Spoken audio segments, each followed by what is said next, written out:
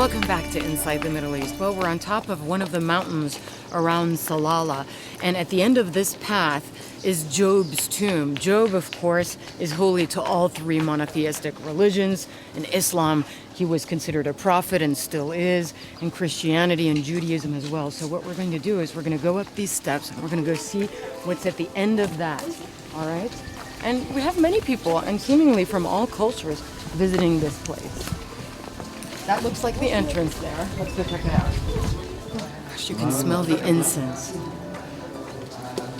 Well, we're going to be speaking, by the way, of prophets and of religion in our next story, not too far from Oman in Yemen.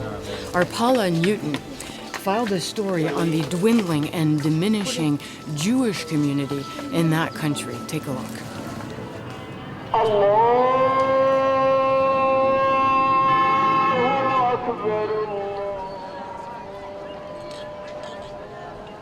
Pulling away from Sana'a, Yemen's ancient capital, so drenched in its devotion to Islam, you drive about 30 miles north, past villages steeped in Muslim culture, until you reach a cluster of homes and you start to hear it.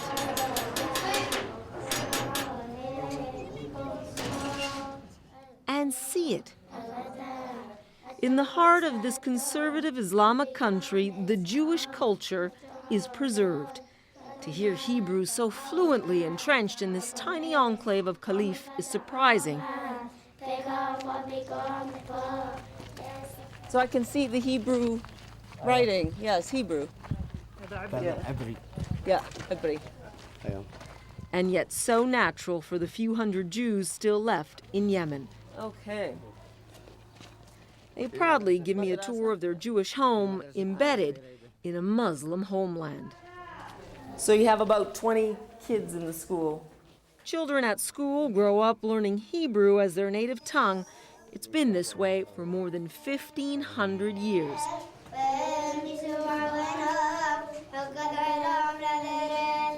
Nurtured by their faith and careful accommodation with their Muslim neighbors, the Jews here have survived. We live with the Yemenis. Our appearance is the same. Our clothing is the same. We cover up in modest clothing. It is that respect, even deference to the Muslim majority, that has allowed Jews to remain here. They say they consider themselves Yemeni to the core.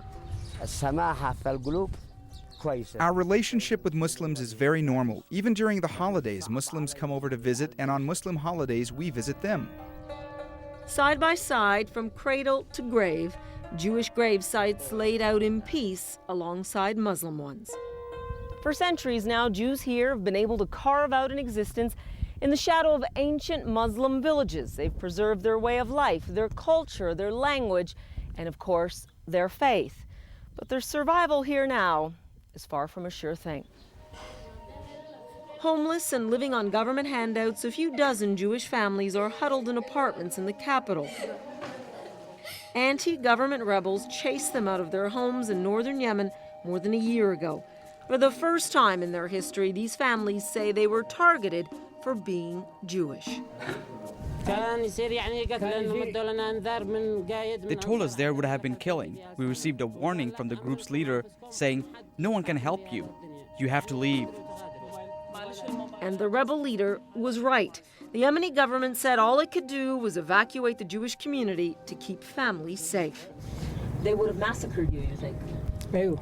If we hadn't left, they would have slaughtered us.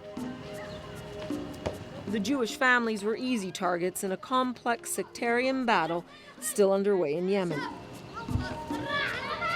The Shiite separatist rebels are still involved in pitched battles with government forces.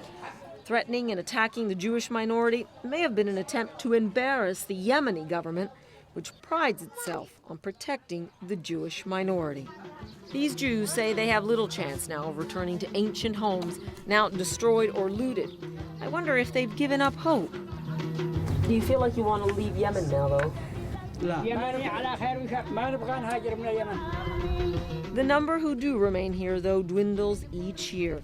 Many of their relatives left in Operation Magic Carpet in the late 1940s, when nearly 50,000 Yemeni Jews immigrated to a new Jewish homeland, the State of Israel. The Hamdi family remember their son's wedding day. He is among a new generation that's going to Israel, looking for work and study and Jewish spouses. Of course it upsets us, but there's nothing here that can help us increase our numbers because of immigration to America, London, and Israel. There's nothing we can do now to stop this. And yet this family says it's convinced there will always be Jews in Yemen. This is our country. This is our home. There are a few problems now, but we are at home here. Before Christianity, before Islam, Jews made Yemen their home. Exactly how they got here and how they came to stay is still a bit of a mystery for historians. But the families that now preserve this heritage say they can and will protect it for centuries to come. Paula Newton for Inside the Middle East from Raida, Yemen. Finally, here on Inside the Middle East, we want to mark the passing of Yusuf Shaheen, an Egyptian filmmaker considered the leading visionary in Arab cinema. He died late last month, aged 82. Shaheen's films captivated and provoked audiences for over half a century. Unusual for the Middle East, his films touched upon taboo subjects, religion, politics, and relationships. Yusuf Shaheen granted our Ben Wiedemann an exclusive interview for Inside the Middle East a few years ago when the filmmaker was premiering his movie, Alexandria, New York. A legend in Egyptian cinema, Shaheen has directed a string of internationally acclaimed films. Alexandria, New York is the semi-autobiographical story of Yahya, a young Egyptian who, like Shaheen, goes to California to study filmmaking in the heady days after World War II. There he falls in love with America and an American woman, and unbeknownst to him, fathers a child. He returns to Egypt, embarking on a career as a filmmaker. Only years later does he discover he has an American son. At the premiere, Shaheen recalled what he loved about America. I used to love the American films, musicals, beautiful girls, the longest-legged girls that I have seen in my life and will ever see again. In California, they were out of this world. Shaheen has been recognized in Europe as a pioneering director, but he's always craved, but never, he feels, received American recognition. In his office, he reminisces about the impact American movies had on him. There was beautiful music, beautiful girls, and very romantic. And at 17, of course, I went crazy about these pictures. Some of them, I saw them 40 times. With around 40 films to his name stretching over the last half-century, Shaheen could be described as the grandfather of modern Arab filmmaking. Grandfather maybe, but don't call him old, warn those who work with him.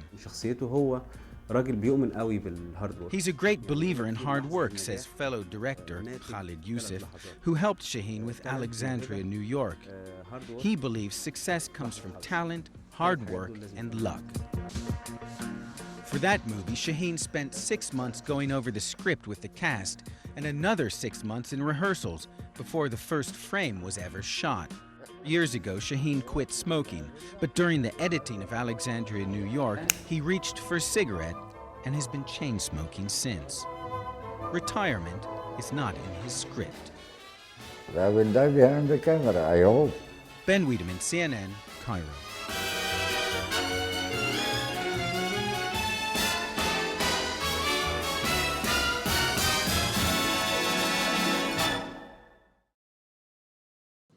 Well, that was your look inside the Middle East, coming to you today from southern Oman. Any questions or comments, email the show, mideast@cnn.com, and check out our blog, cnn.com/Paula. There you'll find the latest stories from across the region, as well as stories and photos from this month's shoot. I'm Hala Garani. Thank you for watching, and we'll see you next time.